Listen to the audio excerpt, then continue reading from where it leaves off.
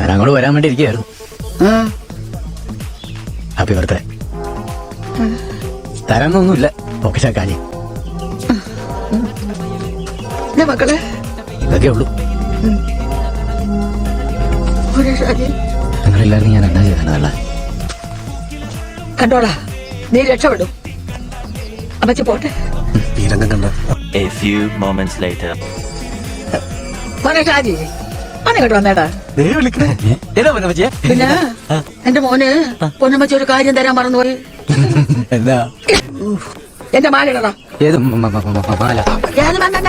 മാമന്റെ മാലയല്ല, എന്റെ മാല വരാനാണ് പറഞ്ഞത്. നീ എനിക്ക് ഉമ്മ തന്നപ്പോഴേ എനിക്ക് അറിയാമായിരുന്നു മിനിമം നീ എന്റെ ഒരു കിഡ്നി എങ്കിലും അടിച്ചു മാറ്റുന്നു.